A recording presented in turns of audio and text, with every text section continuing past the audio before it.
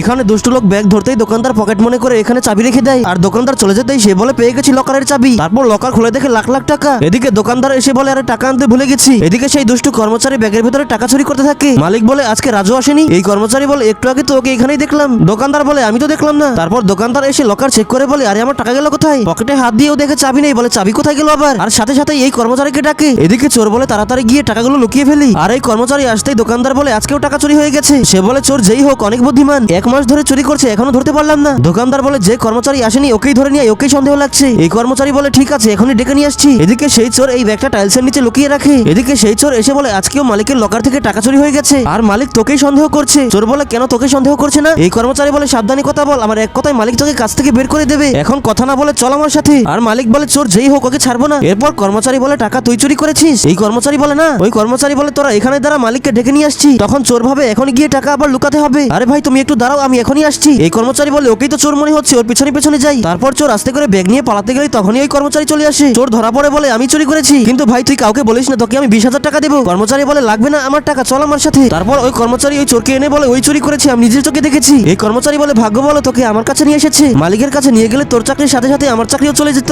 এই কর্মচারী বলে তোমরা দুইজন মিলে চুরি করেছো। ওই কর্মচারী বলে হ্যাঁ আমরা দুইজন মিলেই। এবার চল ওকে মেরে ফেলি, না হলে মালিককে গিয়ে বলে দেবে। এটা বলে তাকে ধরে নিয়ে যেতে থাকে। এবার আল্লাহর ছবিটিকে ভালোবাসলে লাইক এন্ড সাবস্ক্রাইব করে যাও।